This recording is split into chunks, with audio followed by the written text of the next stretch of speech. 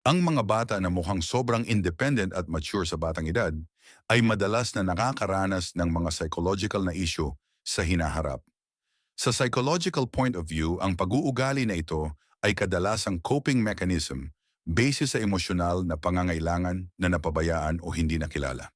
Inasikaso nila ang kanilang mga problema sa kanilang sarili, tumanggi sa tulong, at iniiwasang ilagay ang iba sa kanilang mga balikat. Maaari pa nga silang magpasiya na ilayo ang kanilang sarili sa kanilang pamilya at nahihirapan silang ibahagi ang kanilang mga problema o pagkakamali. Ito ay hindi tunay na kalayaan. Ito ay emosyonal na paghihiwalay, kadalasang base sa kapabayaan o pagkabigo sa pagkabata. Ang isang bata, halimbawa, ay natututo kapag humingi sila ng tulong ngunit nasisisi o hindi sila pinansin.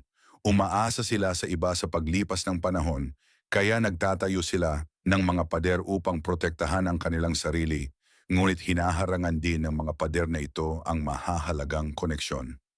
Pwede silang mag-develop ng avoidant attachment styles na mukhang kalmado at self-sufficient sa labas, ngunit sa loob ay nag-aalala tungkol sa intimacy at vulnerability. Ito ay maaaring magdulot ng paniniwala na ang mga emotional na pangangailangan ng iba ay hindi makatwiran at maisip na ang dependency ay isang weakness.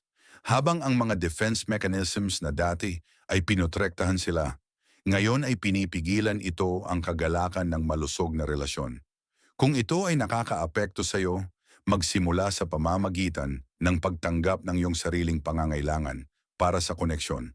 Okay lang umasa sa iba, hindi ka naman mahina.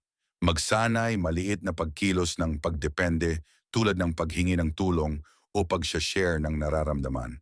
Ang mga hakbang na ito ay maaaring makatulong sa pagpapanumbalik ng pagtitiwala sa iyong relasyon. Huwag kalimutan na hindi mo na kailangang humiling ng pagmamahal sa mga taong hindi kayang magbigay nito. Sa halip, piliin ang mga taong tumatanggap at sumusuporta sa iyo.